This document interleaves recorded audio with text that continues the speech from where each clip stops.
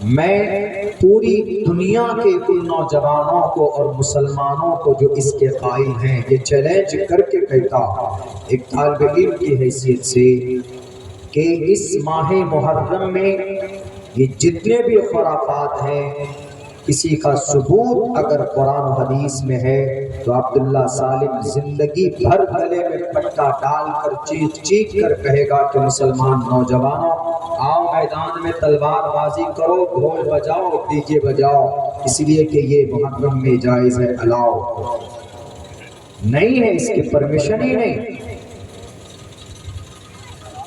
اور اس کے ذمہ دار کون ہوتے ہیں؟ کون ہے ذمہ دار؟ جو بچے ناخواندہ ہیں وہ بچوں کو معلوم نہیں ہے کہ محرم کی تاریخ میں 10 تاریخ میں عاشورہ میں صرف 2 کام کیا جاتا۔ ایک مضبوط حدیث سے ہے، روزہ رکھنے کے بارے میں صحیح حدیث ہے، مسلم شریف کی حدیث ہے کہ محرم کی 10 تاریخ کو صرف روزہ رکھنا ہے۔ عاشورہ کا روزہ فرض تھا، جب رمضان کا روزہ فرض ہوا تو عاشورہ کا اس کی فرضیت ختم ہو گئی، مستحب اور سنت میں سے اس روزے کا مقام چلا گیا، لیکن اس کی فضیلت اتنی ہے کہ اگر عاشورہ یعنی 10 محرم کو کوئی روزہ رکھے گا تو اس کے پچھلے 1 سال کے گناہ معاف کر دیے جاتے۔ یہ مقام، یہ فضیلت یہ کوئی نہیں کرے گا۔ اور ایک سندن جو ضعیف روایت ہے لیکن اس سے فضیلت بیان کی جا سکتی ہے، وہ یہ ہے کہ اس دن میں آپ اچھا کھانا بنائیں۔ اگر آپ کے گھر میں کبھی دال بنتی ہے تو اس دن اچھا آپ چکن بنا سکتے ہیں، مٹن بنا سکتے ہیں، عمدہ کھانا بنا سکتے ہیں اپنے اہل و عیال پر، اس کی پرمیشن ہے۔ صرف یہ 2 کام کرنا ہے۔ یہ ہمارے نوجوان جو سڑکوں کے اوپر ڈی جے بجا کر ایسا کرتے ہیں، حضرت حسین کی یاد میں غم مناتے، اسی محرم کی 1 تاریخ کو حضرت حسین رضی اللہ تعالی عنہ سے بڑھ کر کیا صحابہ تو تقریباً ان کی فضیلت تو اپنی جگہ پر یکساں ہے، لیکن کام میں، عمر میں، ایکسپیرینس میں، تجربے میں زیادہ، کام میں زیادہ حضرت عمر فاروق رضی اللہ تعالی عنہ ایمان میں پہلے لائے، اور خلیفہ ثانی 22 لاکھ مربع میل کی دھرتی پر حکومت کرنے والے، اللہ کے نبی علیہ السلام نے دعا کی، اسلام کو تقویت پہنچائی گئی حضرت عمر فاروق کے ذریعے، وہ بھی شہید کیے جاتے ہیں اسی محرم کی 1 تاریخ کو، اس میں کوئی غم نہیں مناتا۔ ان سے بھی زیادہ خطرناک انداز میں آج تک اس دھرتی پر سب سے زیادہ دردناک انداز میں اگر کسی ہستی کو شہید کیا گیا ہے، کسی کو اگر کسی کو شہید کیا گیا ہے تو وہ مقدس ہستی سید الشہداء الحمزہ رضی اللہ تعالی عنہ ہیں۔ ان کو تو ان کے جسم کے ٹکڑے کیے گئے تھے، یہ سینہ پھاڑ کر اتڑیوں کو نکالا گیا، اندر سے ناک کاٹے گئے تھے، کان کاٹے گئے تھے، انگلیوں کے پورے کاٹ دیے گئے تھے، کلیجہ نکالا گیا تھا، آرگنز نکال دیا گیا تھا۔ ہندہ چبانا چاہتی تھی، نہیں چبا پائی۔ ان کی لاش کو دیکھ کر جنگے احد کے میدان میں ان کی لاش کو دیکھ کر جناب محمد رسول اللہ صلی اللہ علیہ وسلم کا دل بھر آیا، اور آپ طیش میں آئے اور آپ نے آ کر کے کہا کہ 1 کے بدلے 70 کو ماروں گا، اس لیے کہ بہت محبت کرتے تھے اپنے چچا سید الشہداء الحمزہ رضی اللہ تعالیٰ عنہ سے۔ پہچان نہیں پا رہے تھے، دیکھ کر یہ کہہ دیا کہ نہیں یہ میرے چچا کی لاش نہیں ہے، ہٹاؤ ان کو، کوئی اور ڈھونڈو جا کر۔ لیکن ان کی بہن آپ کی پھوپھی آئی، انہوں نے انگوٹھے کو دیکھ کر پہچانا کہ یہ حمزہ کی لاش ہے۔ انہوں نے کہا کہ محمد یہ آپ کے چچا حضرت حمزہ کی لاش ہے۔ اس وقت تک سید الشہداء کا خطاب نہیں ملا تھا۔ آپ علیہ السلام لاش کی یہ حالت دیکھ کر آپ اتنے غصے میں آئے آپ نے کہا کہ اگر 70 صحابہ شہید کیے گئے، ایک کے بدلے 70 کا ماروں گا۔ اور محمد رسول اللہ صلی اللہ علیہ وسلم دیش میں آ کر یہ فیصلہ کرتے ہیں، فوراً آسمان سے وحی زمین پر نازل ہوتی ہے، اور اللہ کے نبی علیہ السلام کو اللہ تبارک و تعالیٰ وحی کے ذریعے آگاہ فرماتے ہیں، محمد ایک کے بدلے 70 کو نہیں مار سکتے، آپ ایک کے بدلے 70 کو نہیں مار سکتے۔ اسلام میں یہ اگر آپ کو مارنا ہے تو آپ ایک کے بدلے ایک ہی کو مار سکتے ہیں، وہ بھی اسی پروسیس میں، اسی طریقے پر جس طریقے پر انہوں نے مارا ہے۔ قرآن کریم کی آیت ہے وَإِنْ عَاقَبْتُمْ فَعَاقِبُوا بِمِثْلِ مَا عُوقِبْتُمْ بِهِ، اگر آپ کو انتقام لینا ہے تو ایک کے بدلے آپ ایک کو مار سکتے، دو کو نہیں مار سکتے، تین کو نہیں مار سکتے۔ اور پھر آواز آئی کہ آپ کو ڈرنے گھبرانے کی ضرورت نہیں، آپ کا دل کیوں روتا ہے؟ آپ کے چچا کی لاش دیکھ کر آپ کا دل رو رہا ہے؟ ارے آپ گھبرائیے نہیں، حضرت آدم علیہ السلام سے لے کر آج تک اور ابھی سے لے کر قیامت تک جتنے بھی شہید ہوں گے، ان تمام شہیدوں کا سردار اگر کوئی ہے، دیکھو آپ میں نے عرش پہ لکھ دیا ہے محمد سید الشہداء الحمزہ، تمام شہیدوں کا سردار اگر کوئی ہے تو حمزہ رضی اللہ تعالی عنہ۔ اگر شہادت کی وجہ سے ماتم اور غم منانا اس کی پرمیشن ہوتی کہ نہیں، غم منائیے، بہت سے لوگ تو شہادت کی وجہ سے ایسا کرتے ہیں، تو ان سے زیادہ دردناک انداز میں حضرت حمزہ کو شہید کیا گیا، بی بی سمیہ کو شہید کیا گیا، جسم کے 2 ٹکڑے نظروں کے سامنے پھاڑے گئے، 60,000 مکہ واسیوں کے بیچ میں۔ لیکن کیا کوئی غم مناتا؟ وہ سمجھے کہ اتفاق ہے کہ اس محرم کے مبارک مہینے میں 10 تاریخ کو حضرت حسین رضی اللہ تعالیٰ عنہ شہید کیے گئے۔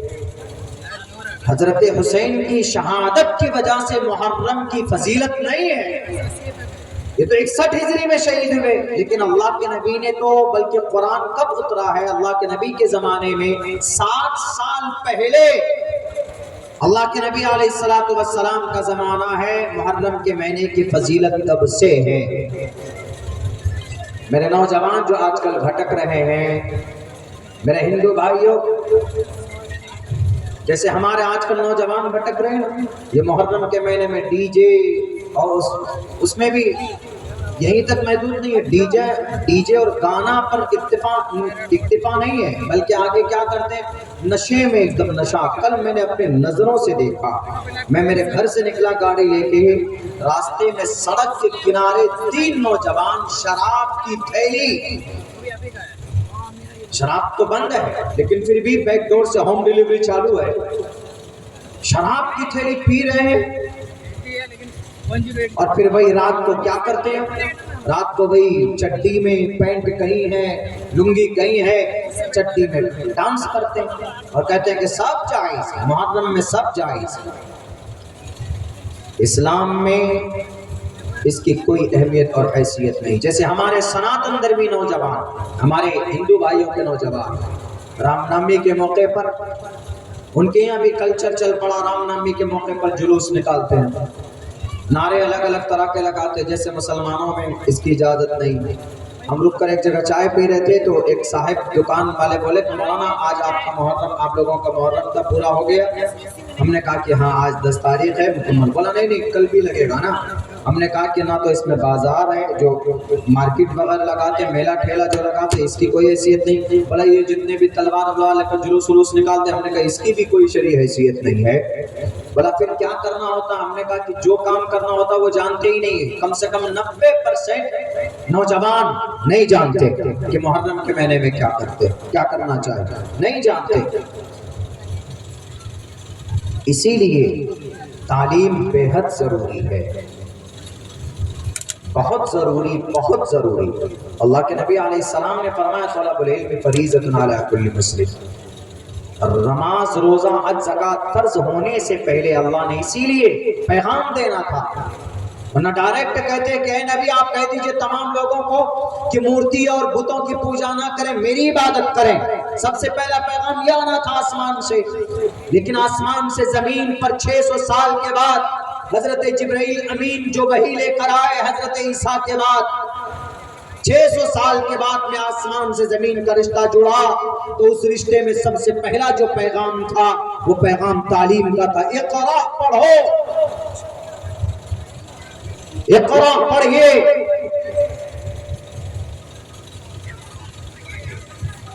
یہی بات گیتا میں بھی ہے کہ پڑھیے، تسمات شاسترم پرمانم تی کاریہ اکاریہ۔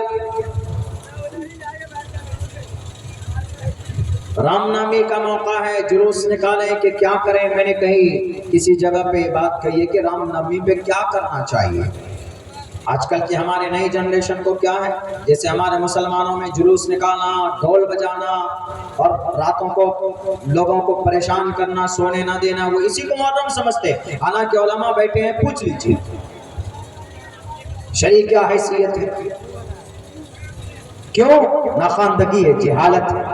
اسی لیے کرشن جی نے بہت اچھی بات کہی ہے، تسمات شاسترم پرمانم تی کاریہ اکاریہ ویوستھتو جناتوا شاستر ودانوکتم کرم کرتو میرسی۔ منشیہ کو چاہیے کہ اس زمین پر کیا کام کب کرنا ہے اور کب کیا کام نہیں کرنا ہے، تو یہ پتہ کہاں سے چلے گا انسانوں کو؟ کہاں سے پتہ چلے گا؟ یہ کلچر سے، رسم سے نہیں، بلکہ انسانوں کو زندگی گزارنے میں جن چیزوں کی آوشکتا ہے وہ چیزیں کھول کھول کر ایشور نے، رشی منی نے، دیوی دیوتاؤں نے،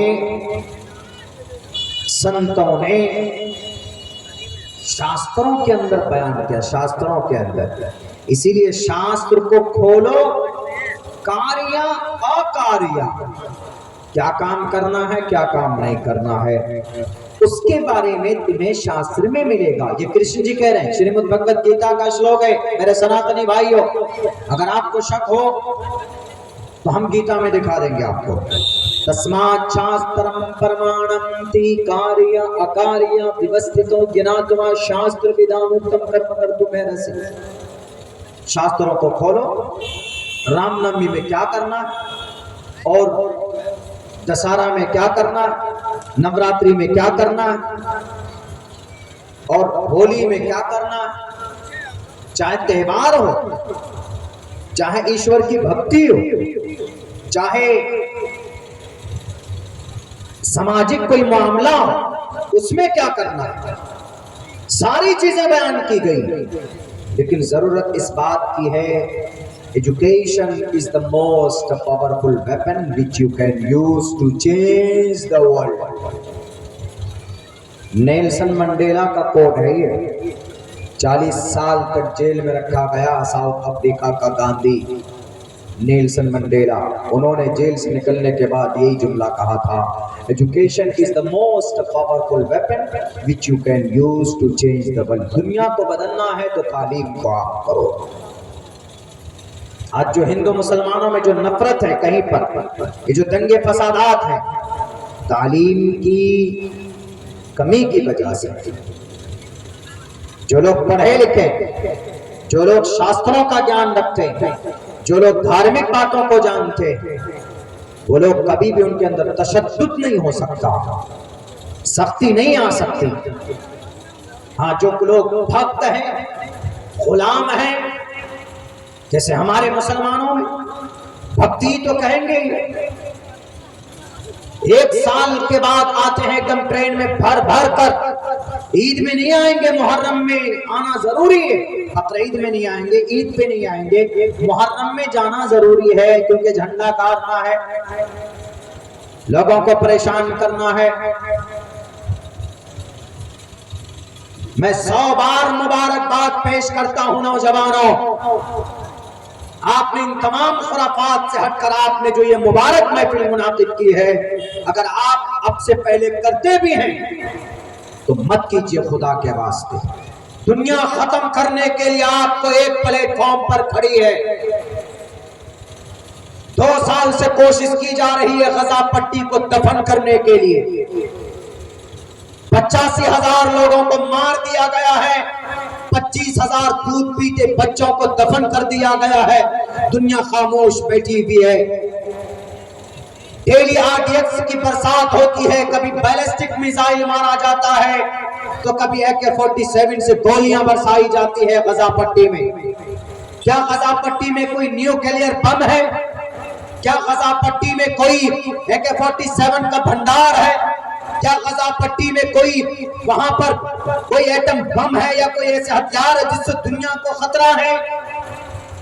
अरे वो 40 फीट लंबा 12 फीट चौड़े उस स्क्वायर फुट के अंदर 30 से 40 लाख लोग बसते हैं। उनके पास लड़ाई के लिए लाठी भी नहीं है, उनके पास खाने के लिए वसाइल नहीं है, जराए नहीं है, कुछ भी नहीं है, और पूरी दुनिया खामोश बैठी भी। डेली आता है इजराइल बम बरसा कर चला जाता, मन में आता है तो स्कूल में बम बरसा देता, मन में आता है तो हॉस्पिटल में बम बरसा कर चला जाता है।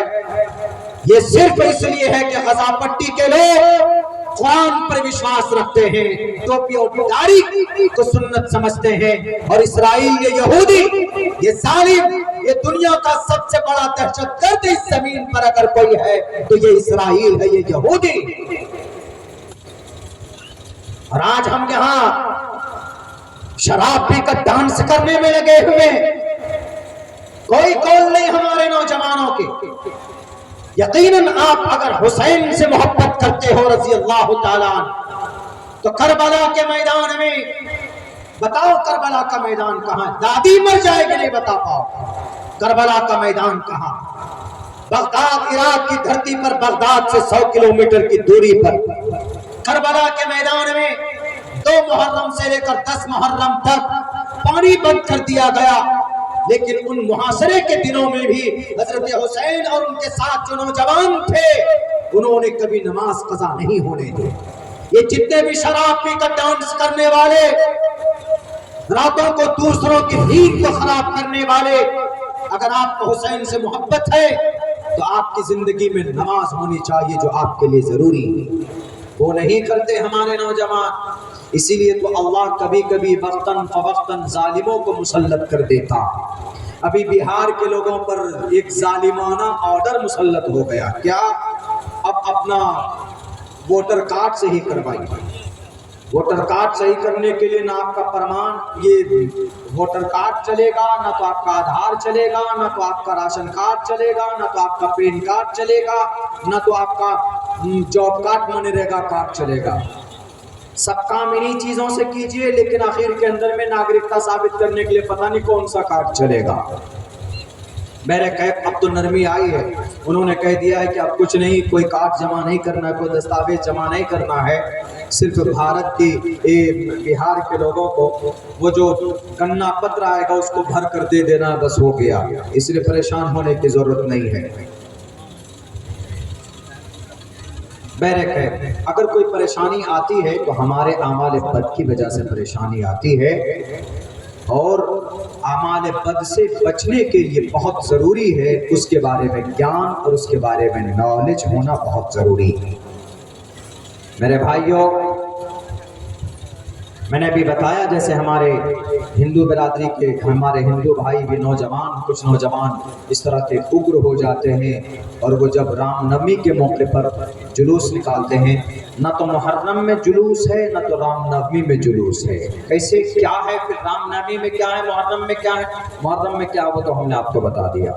रोज़ा रखना है, 2 रोज़े रखने हैं, 10 तारीख को तो रखना ही रखना, 9 को भी रख सकते, 11 को भी रख सकते, आगे पीछे लगा लेना। दूसरा काम ये करना है कि भाई अच्छा खाना पकाइए अगर आपके अंदर वसअत है, नहीं तो ये एक काम करना है। जुलूस, ये रामनवमी में क्या करना, जुलूस निकालते, जय श्री राम का नारा लगाते हैं मेरे हिंदू भाइयों। बिल्कुल नहीं, रामनवमी यानी जिस दिन श्री रामचंद्र जी पैदा हुए उस दिन को रामनवमी का त्यौहार मनाते हैं।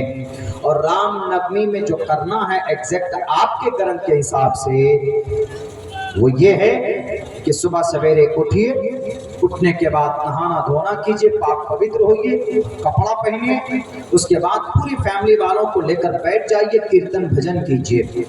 कीर्तन भजन कीजिए, उसके अंदर में आपको जो भी श्लोक याद है, आप चाहे तो सुंदरकांड का आपको कर सकते हैं, पाठ कर सकते हैं। बहुत से लोगों को नहीं वो होता है तो गायत्री मंत्र पढ़ सकते हैं। ओम भूर्भुवः स्वाहा तत्सवितुर्वरेण्यं भर्गो दिवस्य धीमहि धियो यो नः प्रचोदयात्। बहुत से लोगों को नहीं मालूम है तो हनुमान चालीसा भी पढ़ते हैं। जय हनुमान ज्ञान गुण सागर, जय कपीस देह को जागर, राम दूत अतुलित बलदामा, अंजनी पुत्र पवन सुत नामा। नहीं मालूम है तो बड़े बड़े जो ईश्वर परमात्मा है उनके नाम की जो विशेषताएं हैं वो पेश कीजिए। इंद्रम मित्रम वरुण अग्निमाही रतो देवस्य सुपर्णो गरुत्मानम एकम सद विप्रा बुधा वदंती। ईश्वर की विशेषताएं यानी ईश्वर की बड़ाई होनी चाहिए, ये काम करना, परिवार वालों को लेकर बैठकर ये काम करना, लेकिन होता है नहीं होता। आजकल वहां पर भी हमारे नौजवान, हमारे सनातनी नौजवान, चलो जितना ज्यादा हो सके, जितनी लंबी लाइन हो सके पैसा जमा करते हैं और चलो जुलूस निकालेंगे और उस जुलूस में नारेबाजी भी करते हैं। हमारे कुछ नौजवान जय श्री राम का नारा लगाते हैं। नारा लगाने से न तो राम खुश होता है, नारा लगाने से ना खुदा खुश होता है। अगर मुसलमान सिर्फ स्टेज पर या सड़क पर या कहीं पर जुलूस निकाल कर कहे कि नारे तकबीर अल्लाहु अकबर, क्या नारे से रब राजी होता है? अगर नारे से खुदा राजी होता, नमाज की जरूरत नहीं थी, रोजे की जरूरत नहीं थी, ज़कात की जरूरत नहीं थी। ये नारा, नारे तकबीर अल्लाहु अकबर, ये नारा जंग के मैदान में, जिहाद के मैदान में, जंग रणभूमि में लगाया जाता। और यहाँ तो जहां मन में हुआ वहां नारा लगा देते हैं। रणभूमि में जोश पैदा करने के लिए नारा लगाया जाता था, लेकिन आज सिर्फ नारा लगाने को सब कुछ समझ लिया गया। जैसे हमारे सनातनी, हमारे नौजवान, मेरे हिंदू भाइयों, आप रामनवमी के त्योहार पर आपको गायत्री मंत्र याद नहीं, रामनवमी के त्योहार पर आप सुंदरकांड का आप वो पढ़ नहीं सकते। रामनवमी के त्योहार पर श्री रामचंद्र जी के क्या उपदेश है, अब से 10 साल पहले तक ये कल्चर था, ये निजाम था, ये सिस्टम था। उस वक्त जुलूस नहीं निकलते थे। मुहर्रम में भी इतने खतरनाक इस तरीके से डीजे का कोई रिवाज नहीं था। अब तो डीजे बजने लगे, डीजे में गाने बजते हैं। गाने, इस्लाम में गाने की परमिशन नहीं है, इसकी इजाजत नहीं है। खुदा का कुरान कहता है कि व मिनन नासि मन यश्तरी लहवल हदीस लियुज़िल्ला अन सबीलिल्लाह। इसके अंदर लहवल हदीस से हजरत अब्दुल्ला इब्न मसूद फरमाते हैं कि लहवल हदीस से मुराद म्यूजिक है, म्यूजिक, गाना।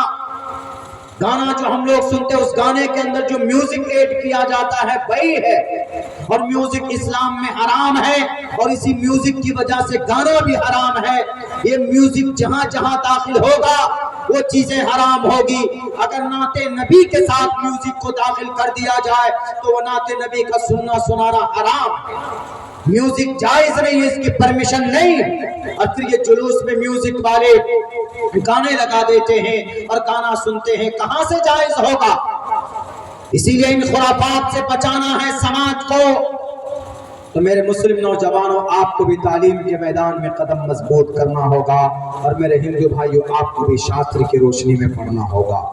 तभी होगा कि भाई हमें करना क्या है त्योहार में। आजकल त्योहार में वो सब खुराफात हो रहा है कि जो नहीं होना चाहिए, जो काम करना है वो नहीं करते, जो नहीं करना है वो हम करते और शान से करते। मना कीजिए तो आप ही मुजरिम हो जाएगा, आप ही मुजरिम हो जाएंगे कि अरे ये नए मौलाना साहब आए, नया फतवा बताया जा रहा है। मौलाना कोई अपनी तरफ से कोई बात नहीं बताता, मौलाना की सिर्फ इतनी जिम्मेदारी है, उन्होंने जो कुरान और हदीस में पढ़ा है वो पैगाम आप तक पहुंचाते हैं, बस उनकी इतनी जिम्मेदारी है। वो अपनी तरफ से कुछ भी बात पेश नहीं करते। जैसे अभी हुआ था ना कुछ दिनों पहले, वक्फ के ताल्लुक से मीडिया वालों ने ये वावेला और ये अफवाह मचाया, ये तुहमत लगा दी कि अरे ये मौलाना लोगों की ही, ये मौलाना लोगों की वजह से ये सारे मुसलमान एक जगह जमा हो जाते हैं, वक्फ के ताल्लुक से आंदोलन कर रहे हैं। یہ مولانا لوگ اپنی دکان بچانے کے لیے لوگوں کو ڈراتے ہیں، دیکھو یارے اگر تم لوگ وقف کا وروध نہیں کرو گے تو تمہاری مسجدیں چھن جائیں گی، تمہارے مدرسے چھن جائیں گے، تمہارے قبرستان کی زمین چلی جائے گی، تمہارے وقف کی پراپرٹی چلے جائے گی۔ ورنہ قرآن میں الحمدللہ سے لے کر من الجنت والناس تک 3,22,000 الفاظ میں سے کہیں پر بھی کوئی لفظ وقف کے لیے اللہ نے استعمال ہی نہیں کیا۔ یہ مولانا لوگ اپنی دکان چلا رہے ہیں، دیکھو یہ تہمت لگائی گئی، باضابطہ ڈیبیٹ میں اس کا چرچا ہوتا تھا۔ ان لوگوں کو پتہ ہی نہیں، گدھوں کو، بے وقوفوں کو، کہ قرآن کریم میں یا احادیث میں اللہ تبارک و تعالیٰ نے جو وقف ہے، وقف کا مطلب دان کرنا، اس کے لیے لفظ ينفقون، نفق النفق ينفق، اس کا استعمال کیا؟ خرچ کرنا۔ لن تنالوا البر حتى تنفقوا مما تحبون، تنفقوا یہ وقف ہے۔ اذا مات الانسان انقطع عمله الا من صلاة الا من صدقة جاریہ، یہ وقف ہے۔ یہ دلیل ہے حدیث کے اور قرآن کریم کی آیت کی، سینکڑوں جگہ پر ہے جناب۔ یہ پڑھیں گے تب نا، یہ تو اپنے نیتاؤں کے، اپنے ڈپلیکیٹ خداؤں کی پیسوں کی گڈی کو، نوٹ کو گنتے ہیں، پڑھتے ہیں، یہ شاستر کو نہیں پڑھتے۔ اگر اسلام کو جاننا ہے تو قرآن اور حدیث کو پڑھنا پڑے گا۔ اگر سناتن دھرم کو جاننا ہے تو رگ وید کو، یجروید کو، سام وید کو، اترو وید کو پڑھنا ہوگا، اور پرانا جو منوسمرتی ہے اس کو پڑھنا ہوگا، اور پرانا جو رامائن ہے اس کو پڑھنا ہوگا، اور پرانی جو گیتا ہے اس کو پڑھنا ہوگا۔ میں آج بھی کہتا ہوں کہ بہت ساری باتیں اس کے اندر اچھی موجود ہے، اگر وہ باتیں لوگوں کے سامنے پیش کی جائیں تو دودھ کا دودھ، پانی کا پانی ہو جائے گا، کوئی کسی سے نفرت نہیں کرے گا، دشمن نہیں بنے گا۔ اور پھر ہم نے 2 قدم اور آگے تحقیق کی، گیتا میں بھی ہمیں یہ بات مل گئی کہ دان کرنا بہت بڑا پنیہ ہے۔ داتویمتیتیانم دیتینوکارنے دیشے کالے چ پاترے چ تدانم ساتمکم اسمرتم۔ شریمد بھگوت گیتا ادھیائے 17 منتر نمبر 20 کے اندر ایشور کہتا ہے، کرشن جی کیا کہتے ہیں؟ کرشن جی کہتے ہیں داتویمتیتیانم دیتینوکارنے دیشے، تمہارے گاؤں میں، تمہارے سماج میں اگر کوئی ضرورت مند ہے، اس کی ضرورت پوری کرتے ہو تم تو جو تم دیتے ہو وہ دان ہے۔ اور اسی دان کو عربی میں وقف بولتے ہیں، ہندی میں دان بولتے ہیں، سنسکرت میں بھی دان استعمال کیا جاتا ہے، اردو میں، عربی میں لفظ وقف کے طور پر ہم لوگ بلاتے ہیں اس کو اردو کے اندر۔ داتویمتیتیانم، سماج میں کوئی غریب بچی ہے، سب لوگ مل کر اس کی شادی کرا دے رہے ہیں، تو سب لوگ مل کر جو تعاون پیش کر رہے ہیں یہ دان، یہی وقف ہے۔ اور ایسی ہی پراپرٹی جو بھارت کی دھرتی پر وقف کی گئی ہے اس کی تعداد 9.5 لاکھ ایکڑ زمین اور پراپرٹی کی ہے۔ تو اب بتائیے مولانا صاحب نے کہا اپنے طرف سے کہا، مولانا صاحب کیا، مولانا صاحب جن کے وارث ہیں جناب محمد رسول اللہ صلی اللہ علیہ وسلم کے جو محبوب خدا ہیں، 1498 سال پہلے جن کا جنم ہوا، جن کو یہ شریعت دی گئی، جن پر یہ قرآن اترا، وہ بھی اپنی طرف سے کوئی بات نہیں کہتے۔ وَمَا يَنْطِقُ عَنِ الْهَوَىٰ إِنْ هُوَ إِلَّا وَحْيٌ يُوحَىٰ، اپنی طرف سے نہیں کہتے تھے بلکہ اللہ کی طرف سے وحی ہوتی تھی، تب جا کر وہ بات پیش کرتے تھے لوگوں کے سامنے میں۔ اپنی خواہش کے مطابق کوئی نہیں کہتا، ہمارا حال اتنے دین کیسے کہہ سکتا؟ اس لیے میڈیا والوں یہ تہمت لگانا بند کرو۔ ہمارے جو علماء ہیں، اس زمین پر سب سے مقدس ہستی اور سب سے بڑی جماعت، پاکیزہ جماعت اگر کسی کی ہے تو ہمارے علماء کرام کی ہے۔ کیوں؟ وارثین انبیاء ہیں، نبی کے وارث ہیں، اللہ نے علماء کی فضیلت کو بیان کیا۔ غلط بات ہے کہ ہم مسلمان ان کو وہ سمان نہیں دیتے، ہم اپنے علماء کو، حالانکہ ہمارے سناتن برادری کے اندر، اس دھرم کے اندر میں یہ اپنے گرو لوگوں کو بہت سمان دیتے ہیں، بہت زیادہ۔ اگر کوئی پروہت ہے، کوئی شنکراچاریہ، تو سمجھئے کہ ان کو دودھ سے دھو کر ان کو پیتے ہیں، اتنا سمان دیتے۔ میں میرے لوکل تھانے میں گیا کسی میٹر کو لے کر 1 سال پہلے کی بات ہے، کسی نے کہا کہ عبداللہ صاحب یہ چترویدی، انہوں نے نام لینے کے بجائے کہتے چترویدی جی آئے، تو جو ایس ایچ او تھا انہوں نے کہا کہ چترویدی آپ کیوں ہیں، آپ کے پوروج کوئی تھے کیا؟ ہم نے کہا کہ نہیں ہمارے پوروج تو مسلمان ہی تھے، لیکن یہ ہے کہ میں چترویدی مجھے لوگوں نے بنا دیا ہے جبرن۔ کہا کیوں؟ میں نے کہا کہ میں نے ادھین کیا ہے رگ وید، یجروید، ساموید، اتھرو وید، رامائن، مہا بھارت، گیتا، بھوشیہ پران، کلکی پران، متسیہ پران، بھاگوت پران، شیو پران، اپنشد وغیرہ وغیرہ، یہ ہم نے اس کا ادھین کیا ہے۔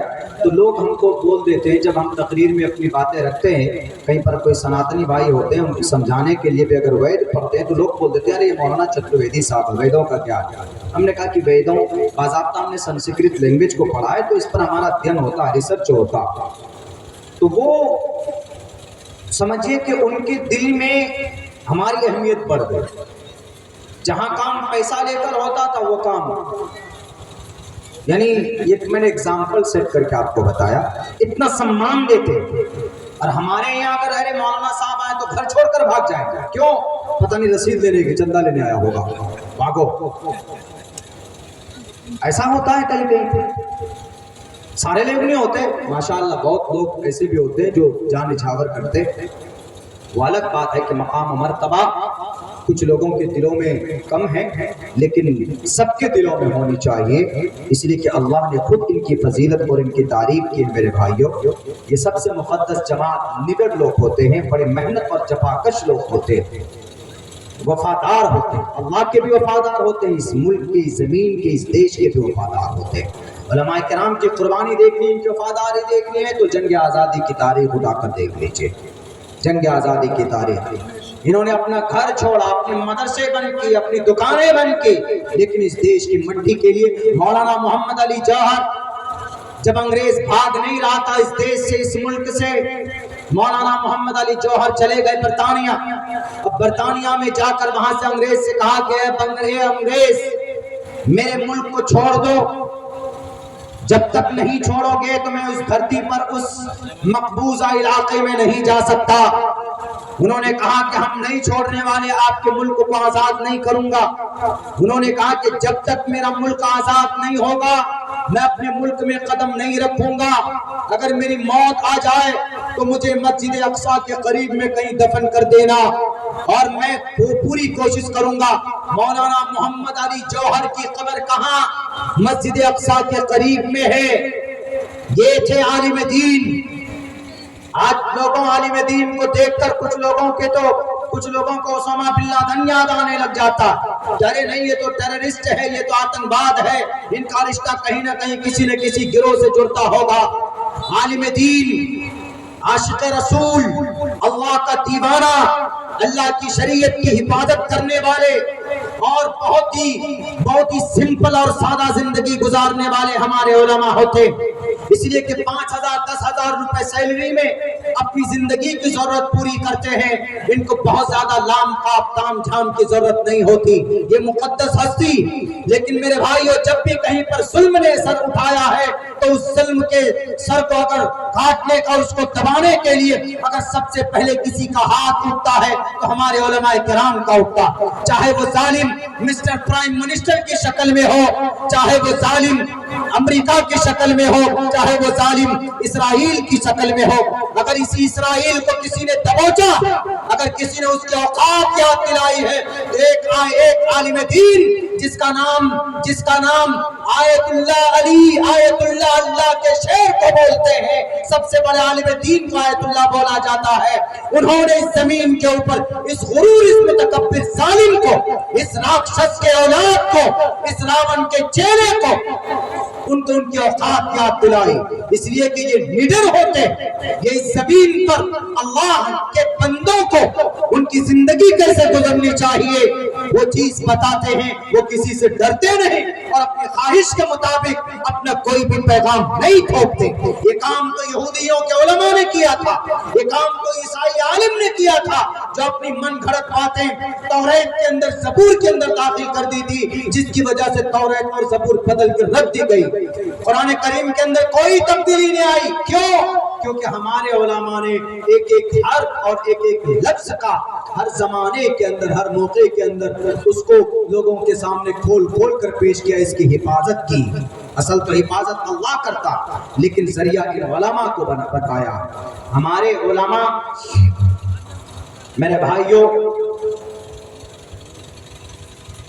اس وقت ہمارا ملک ہندوستان میں جو ماحول، جو نیریٹو سیٹ کیا جا رہا ہے وہ بہت خطرناک۔ ان تمام غلط فہمی سے اور ان تمام شر و فساد سے بچنے کا ایک ہی راستہ ہے، وہ راستہ تعلیم کا۔ اور تعلیم سے انسان بڑا کس سے بنتا؟ پیسوں سے نہیں۔ جاپان، کوریا چلے جائیے، کوریا میں وہاں کے راشٹرپتی کو بھی اتنا بڑا عہدہ، راشٹرپتی، وہاں کا پریزیڈنٹ، ان کو جو فیسلٹیز دی جاتی ہے وہ وہاں کے ایک ٹیچر کو دی جاتی ہے۔ جاپان ہے، کوریا ہے، ان سب علاقوں، اور یہاں ٹیچر کا سب سے 3 مہینہ تک سیلری ٹیچر کی روکی جاتی ہے۔ سب سے زیادہ بوجھ ٹیچر پر، حالانکہ ٹیچر کا مقام بہت بڑا۔ پنڈت دیانند سرسوتی جی نے بات کہی، ماترمان پترمان چاریاوان پرشو ویدا۔ ایک انسان کو بڑا بنانے میں ٹیچر کا بڑا ہاتھ ہوتا ہے۔ چاریاوان، ستیار پرکاش کا منتر ہے یہ، 2-3 پیج کے بعد پہلے سمولاس سے پہلے یہ منتر لکھا ہے انہوں نے کہ ماترمان پترمان چاریاوان پرشو ویدا پرشستا دھارمکی ودیتی یس ساماسم گمہ۔ ایک مہان انسان کو کھڑا کرنے کے لیے ایک ٹیچر کی بڑی بھومکا ہوتی ہے، لیکن ان سے پہلے 2 ویکتی کی بھومکا ہوتی ہے، ماں کی اور ان کے باپ کی۔ ماترمان پترمان، ماں اور پتا، ماں اور باپ، ان کی محنت، اس کے بعد پترمان، اس کے بعد چاریاوان اس کے ٹیچر کی ذمہ داری ہوتی ہے۔ چاریاوان پرشو ویدا، انسان کو مہان اور انسان کو بڑا بناتا ہے۔ گرو لوگ جو ہوتے ہیں، جیسے ہمارے ہندو بھائیوں میں اگر ان کو گیان پراپت کرنا ہے، گیان لینا ہے، تو کون بتائیں گے؟ گرو گیانی لوگ بتائیں گے، جو ان کی جو شاستروں کے گیانی، جو شاستروں کے جانکار ہیں۔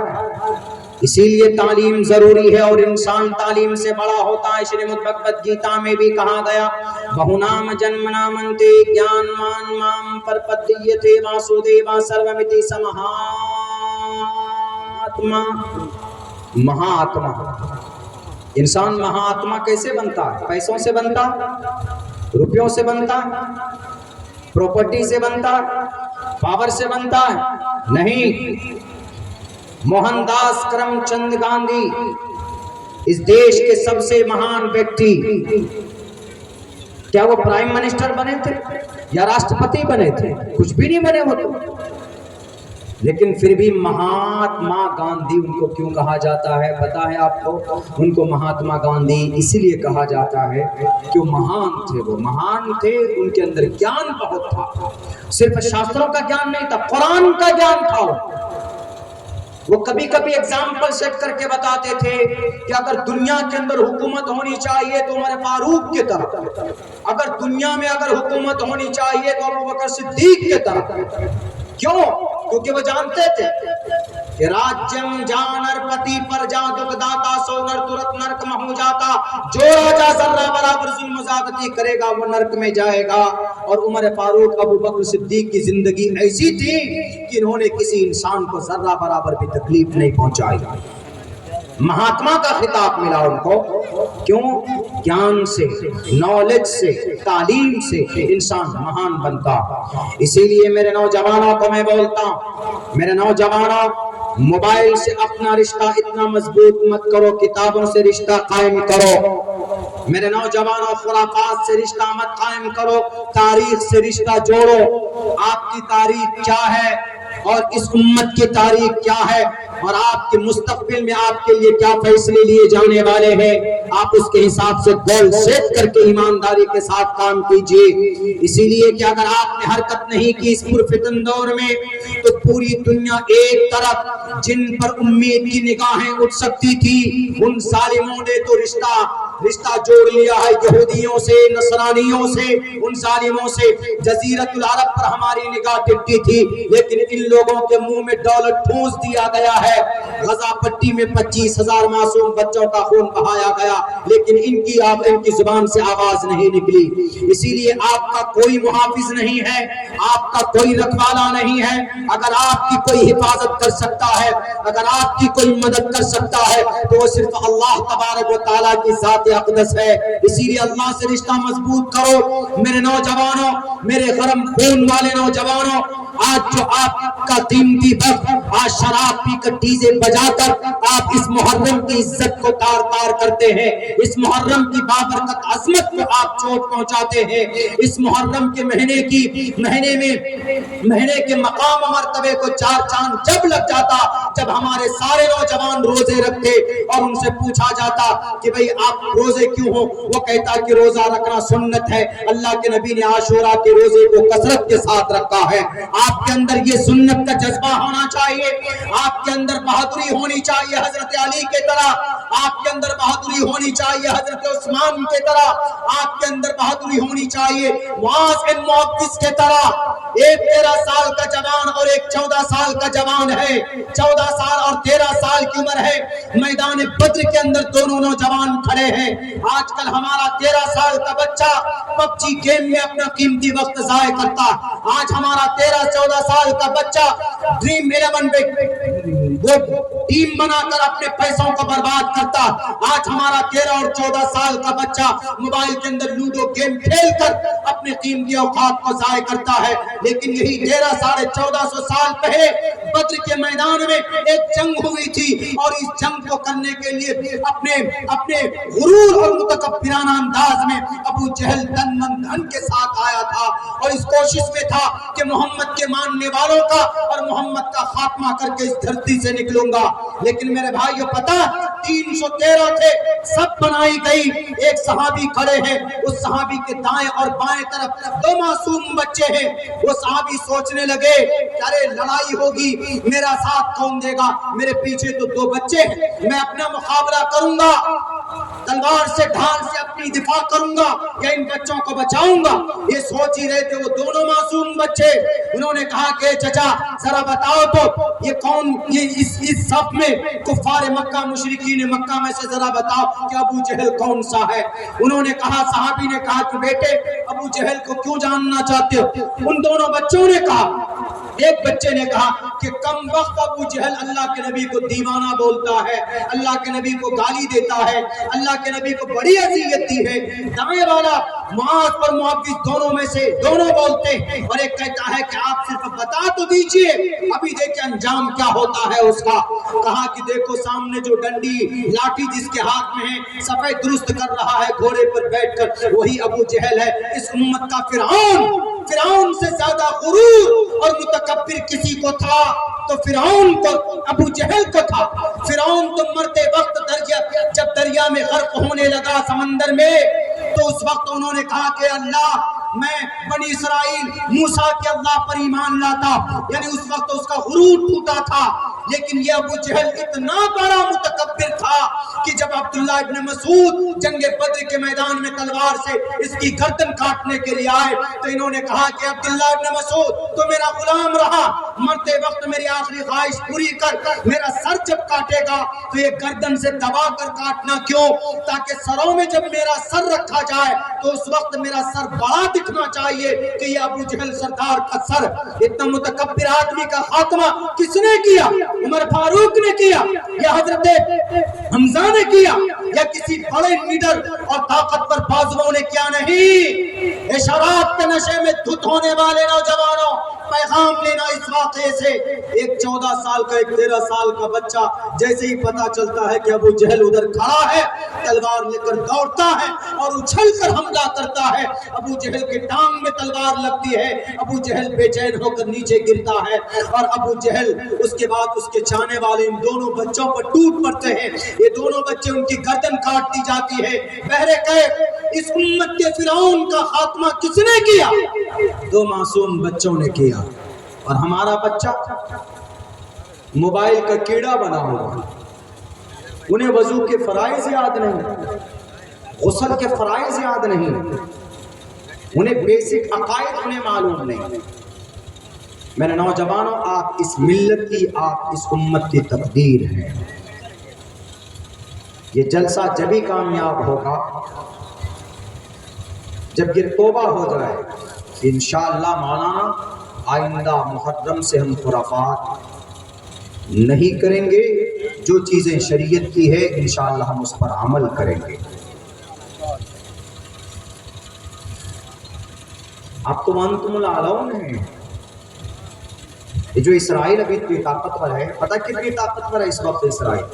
اس وقت اتنی طاقتور ہے اسرائیل کہ یہ اپنے ملک میں بیٹھ کر دنیا کے کسی ملک کے اندر کسی کو بھی مار سکتا، اتنی طاقتور ہے۔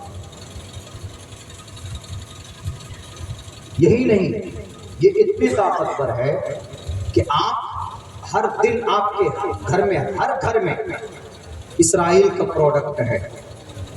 لائف بوائے صابن استعمال کرتے ہیں، made in Israel, made in یہودی، میڈ ان اسرائیل۔ اور ڈیٹول صابن یوز کرتے ہیں، میڈ ان یہودی۔ وہ کلوز اپ، یہ کیا نام ہے، کولگیٹ پیسٹ، جو پیسٹ کولگیٹ پیسٹ ہے، میڈ ان یہودی۔ برش، اورل بھی برش زیادہ یوز ہوتا ہے، میڈ ان یہودی۔ شیمپو جتنے بھی، ڈب شیمپو ہے، ہیڈ اینڈ شولڈر شیمپو ہے، پینٹین ہے، گارنیر کلر ہے، میڈ ان یہودی۔ سب ہر کسی کے گھر میں۔ وہ چھوڑیے، آئی فون میڈ ان یہودی، نوکیا میڈ ان یہودی، موٹورولا میڈ ان یہودی۔ 720 پروڈکٹ اسرائیل نے بنایا، پوری دنیا کو سپلائی کیا، یعنی مارکیٹ کی دنیا میں۔ یہ وہ کون قوم ہے پتہ ہے؟ 1948 میں ان کی اپنی جگہ نہیں تھی، ان کی اپنی جگہ نہیں تھی 1948 میں۔ 1948 میں یعنی جب ہمارا دیش آزاد ہوا، 1947 میں ہوا، اس سے 1 سال بعد ان کے پاس جگہ نہیں تھی، تو جگہ دی گئی فلسطین میں، اسرائیل، چھوٹی سی جگہ، لو بھائی آ کر رہو تم لوگ۔ 2000 سال سے بھٹک رہے تھے، غلامی، کوئی جگہ نہیں دے رہے تھے، کوئی یہاں سے بھگا رہا، کوئی وہاں سے بھگا رہا۔ لیکن پتہ ہے انہوں نے کیسے کم بیک ان کا ہوا؟ میں وہ چیز، وہ فارمولا بتا کر میں اپنی بات ختم کروں گا۔ حالانکہ وہ ہمارے لیے رول ماڈل نہیں ہے۔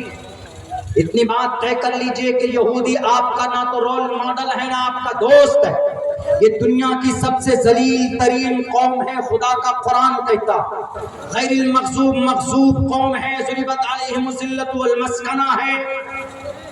لیکن دنیا میں جو محنت کرے گا اللہ اس کو دنیا میں اس کا رزلٹ دیتا ہے۔ پتہ ہے انہوں نے کہاں سے اپنی زندگی میں تبدیلی کی؟ تو سارے جو 1.5 کروڑ اسرائیل ہے پوری دنیا میں، 1.5 کروڑ یہودی، اسرائیل یہودی، ملک اسرائیل میں کچھ یہودی، 1.5 کروڑ میں سے چن کر 18 لوگ ایک جگہ بیٹھے، کہاں؟ امریکہ میں۔ انہوں نے کہا کہ ارے بھائی ہم کب تک بھٹکتے رہیں گے، کب تک غلامی کرتے رہیں گے، کچھ تو ہونا چاہیے۔ ان میں سے کسی نے کہا کہ تم کامیاب نہیں ہو سکتے، تمہیں کامیاب ہونے کے لیے ریسرچ کی ضرورت ہے، اور ریسرچ کرو۔ کہا کیا ریسرچ کا ہے؟ کہا قرآن پڑھو، تمہیں وہاں سے راستہ مل جائے گا تمہاری تبدیلی کا۔ تو جو پڑھے لکھے یہودی تھے، یہودی بہت پڑھے لکھے ہوتے ہیں دنیاوی اعتبار سے، بہت، وہ شادی نہیں کریں گے چلے گا، وہ شادی نہیں کریں گے چلے گا، پان گٹکا یہ سب نہیں کھائیں گے چلے گا، بال پکے ہوئے سفید ہو جاتے ہیں لیکن وہ پڑھتے رہتے، کچھ نہ کچھ نکالتے رہتے، یعنی اتنے زیادہ دنیا کے اوپر وہ ریسرچ کرتے آج کے زمانے میں۔ تو انہوں نے کہا کہ ٹھیک ہے قرآن پڑھو۔ کیا قرآن میں کہا کہ ہم اس حساب سے پڑھیں گے کون سی آیت کب نازل ہوتی ہے۔ انہوں نے قرآن پر اس کا ریسرچ شروع کیا، کون سی آیت کب نازل ہوئی۔ تو سب سے پہلی آیت کب نازل کون سی ہے؟ اقرأ باسم ربک الذی خلق، خلق الانسان من علق۔ اس کو پڑھاؤ۔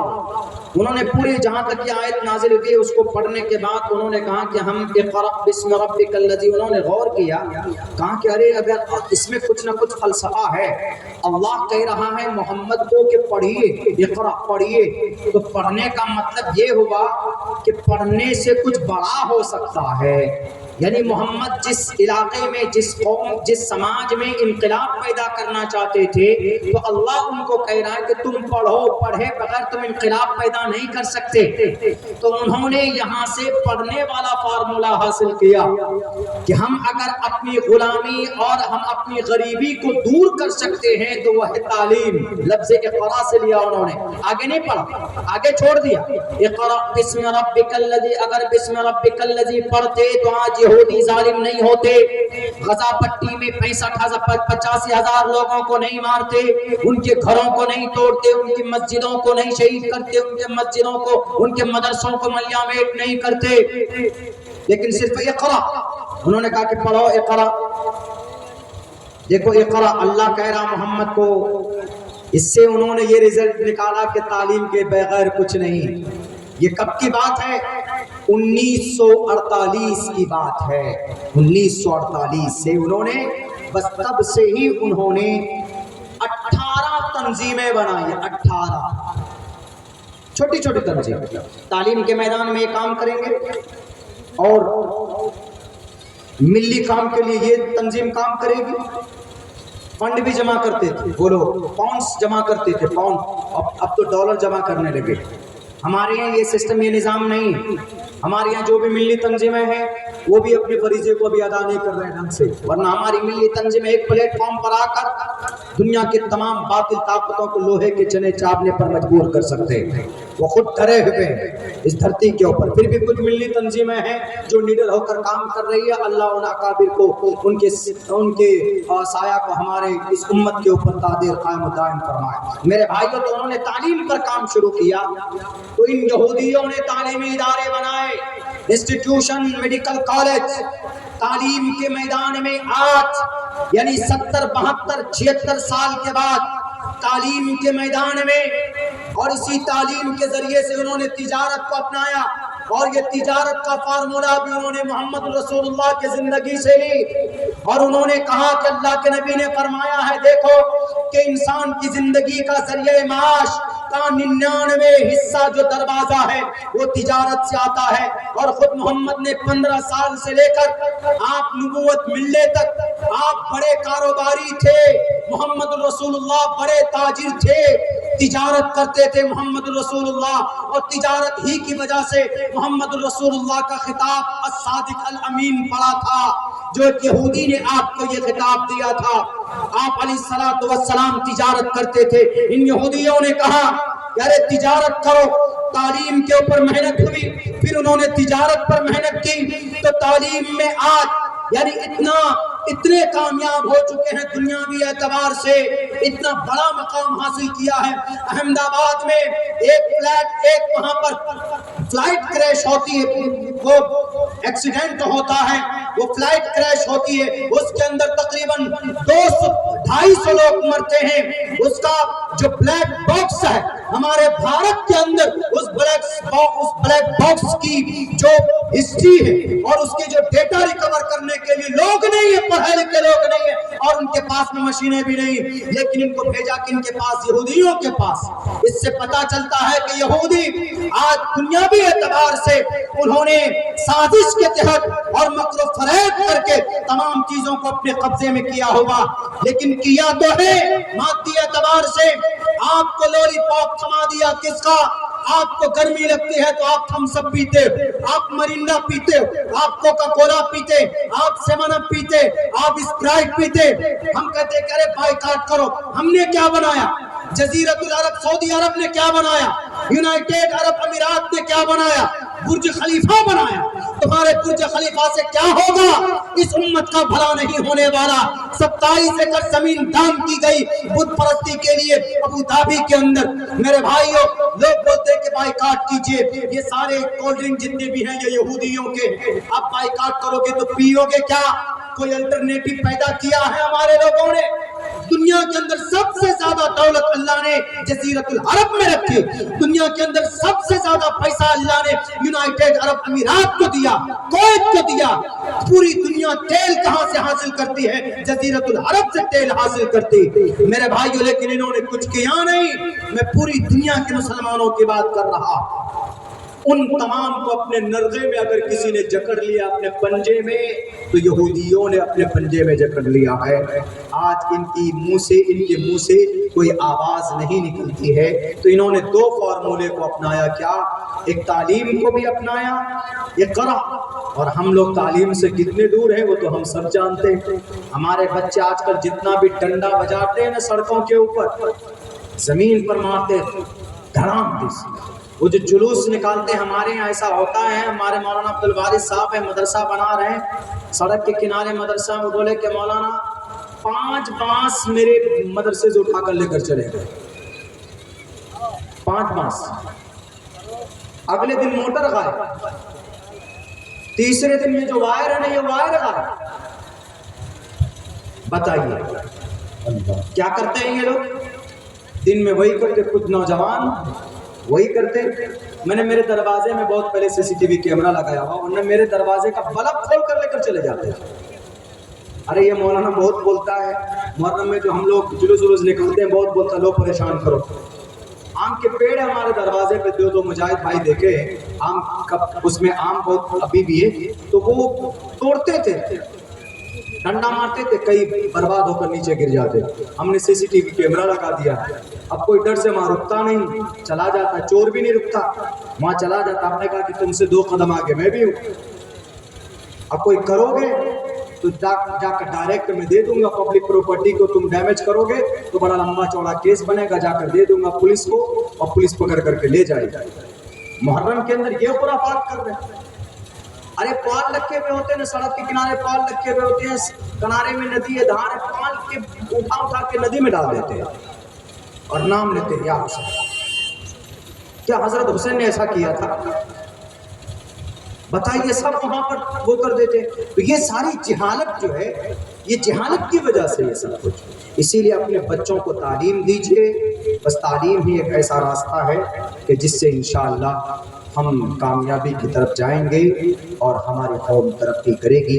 ارے جس قوم کو اللہ نے ذلیل اور رسوا کہا ہے، وہ قوم جب اتنی ترقی کر چکی ہے تو آپ اور ہم، جس کو اللہ نے قرآن میں کہا وَأَنْتُمُ الْأَعْلَوْنَ، تم ہی سربلند رہو گے، لیکن شرط یہ ہے کہ تمہیں مومن بن کر رہنا ہوگا۔ اور مومن بننے کے لیے کیا ضروری ہے؟ سب سے پہلے تو 24 گھنٹے میں 5 وقت کی نماز ضروری ہے۔ جو نماز فرض ہے اس کو نہیں کرتے، اور خواہ چلاتے ہیں، راتوں کو گانا ڈی جے ڈسکو باجا بجاتے۔ نماز فرض ہے وہ نہیں کرتے، شراب پیتے۔ اللہ کے نبی فرماتے ہیں لا یشرب الخمر حین یشرب وهو مؤمن، رواہ البخاری۔ اگر کوئی جوان نشیلی پدارت اپنی زبان پر رکھتا ہے، نشیلی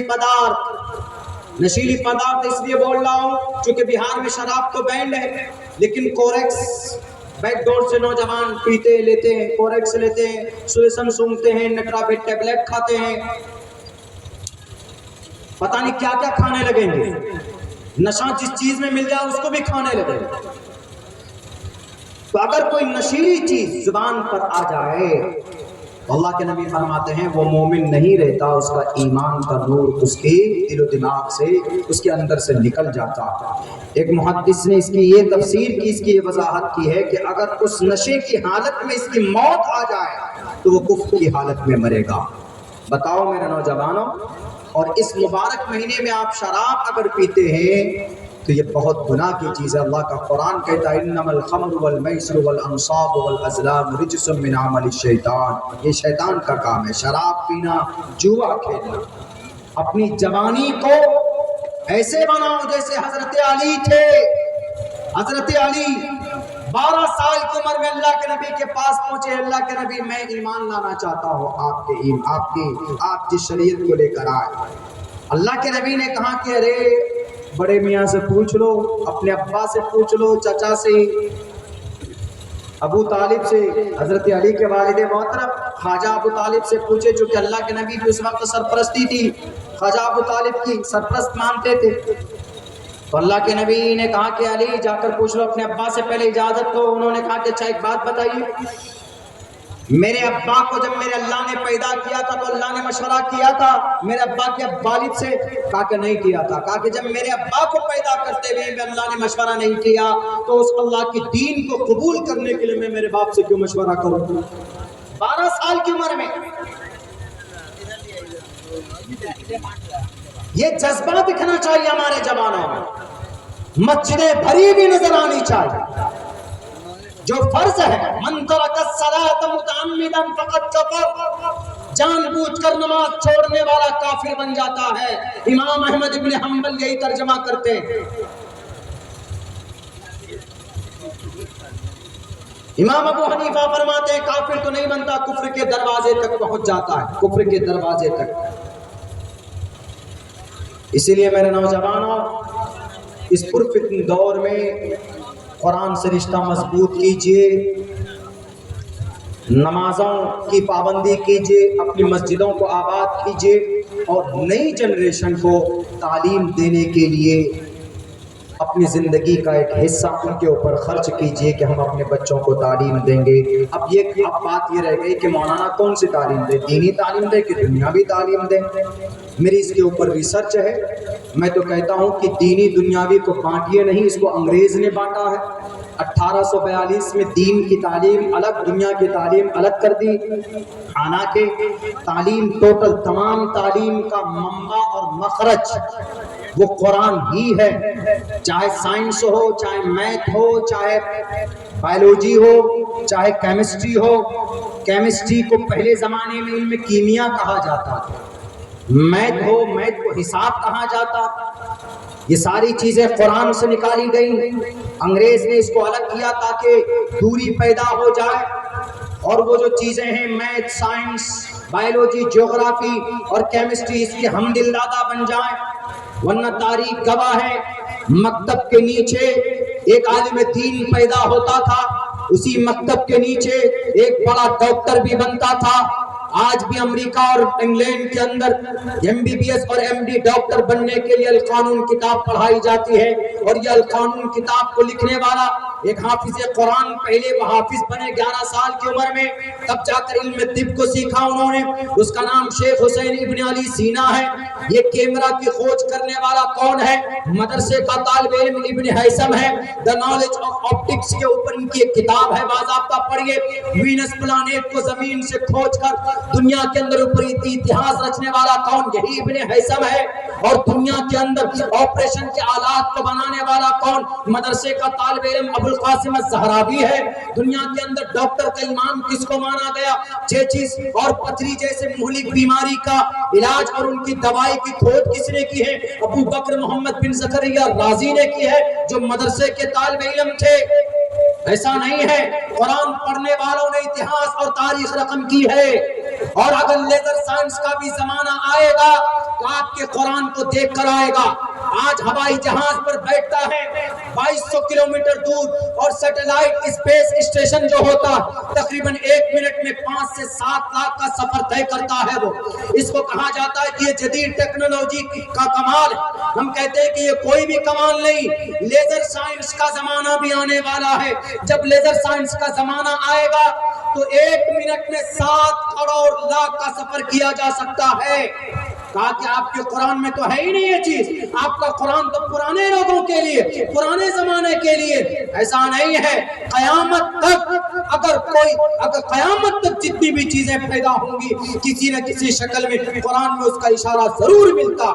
آپ کہیں گے کہ مولانا لیزر سائنس کے زمانے میں 1 منٹ میں یہی اسپیس اسٹیشن، 1 منٹ میں لیزر سائنس کے زمانہ جب آئے گا، ابھی ماڈرن یہ جدید سائنس ہے، ایک لیزر سائنس آئے گا، اس کا بھی زمانہ آئے گا. اس وقت میں آپ کی بائک کی سپیڈ 200 کلومیٹر کی رفتار سے چلے گی. آپ چلائیں گے، یعنی ماحول اور سڑکیں ایسی بن جائیں گی. ایک ایسا زمانہ آنے والا، اور وہ زمانہ ہوگا دجال کا. آپ کہیں گے کہ مولانا آپ کے قرآن میں تو یہ چیز ہے نہیں. ارے اس قرآن میں سب کچھ ہے. 1450 سال پہلے اللہ نے جدید سائنس، ماڈرن سائنس، ٹیکنالوجی جن کو آج تم سوچ کر نکالتے ہو، میرے نبی پہلے استعمال کر کے پھینک چکے ہیں۔ آج تم زمین سے لے کر آسمان میں جاتے ہو، چاند پر جاتے ہو تو گرو کرتے ہو، میرے نبی تو زمین پر بیٹھ کر انگلیوں سے اس چاند کے 2 ٹکڑے کیے تھے۔ یہ کمال دکھاؤ تب پتا چلے۔ آج تم تو راکٹ بنا کر گرو کرتے ہو کہ ہم نے راکٹ بنایا جناب، 1 گھنٹے میں 2200 کلومیٹر کا سفر طے کرتے ہیں، ہم نے اسپیس اسٹیشن بنایا جناب، ہم سن 2030 تک آسمان میں رہ کر دنیا میں کیا ہوتا ہے زمین پر ہم دیکھ سکتے ہیں۔ ارے اس سے بھی زیادہ تیز رفتار اگر پرانی اگر ایسی کوئی چیز ہے، اللہ کے نبی علیہ الصلوۃ والسلام کا وہ براق جو نبی پاک علیہ الصلوۃ والسلام مسجد اقصیٰ سے لے کر عرش تک گئے اور پھر وہاں سے سدرۃ المنتہا تک گئے، اس کی رفتار کیا تھی؟ قیامت تک کوئی ایسا کوئی آلات نہیں آ سکتا، کوئی ایسی تیز رفتار سواری نہیں آ سکتی جو براق کے رفتار سے زیادہ، اس لیے کہ اس کی رفتار اتنی تھی جہاں تک نظریں جا سکتی تھی وہاں ان کا 1 قدم پڑتا تھا۔ آؤ لیزر سائنس والو، ماڈرن زمانے والو، میرے نبی سے میرے قرآن سے آگے نہیں بڑھ سکتے۔ اسی لیے کہا جاتا ہے کہ وہ وَتِبْيَانًا لِكُلِّ شَيْءٍ، اللہ نے ہر چیزوں کو بیان کر دیا ہے، موقع بموقع یہ ساری چیزیں آتی رہیں گی۔ اسی لیے تعلیم آج کل اس کو بانٹ دیا گیا ہے۔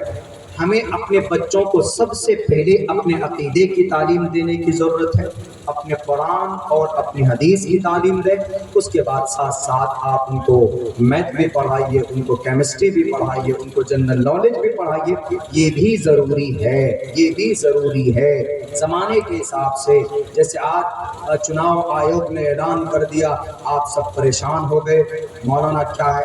بنگلور سے میرے پاس فون پہ فون آنے لگے، بولا مولانا سمجھ میں ہی نہیں آ رہا کیا مانگ رہا ہے کیا نہیں مانگ رہا ہے۔ تو وہ اس کو سمجھنے میں آپ کو مدد ملے گی۔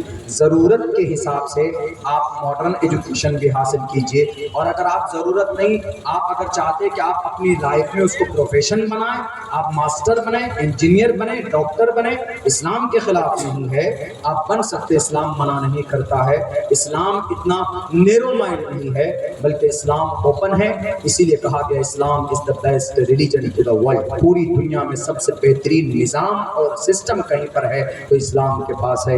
اللہ تبارک و تعالیٰ سے دعا کرتا ہوں کہ اللہ اس سماج کو، ہمارے نوجوانوں کو کہنے سننے سے زیادہ عمل کی توفیق عطا فرمائے۔ بہت بہت شکریہ، جزاک اللہ، السلام علیکم ورحمۃ اللہ وبرکاتہ۔ ماشاء اللہ، الحمدللہ۔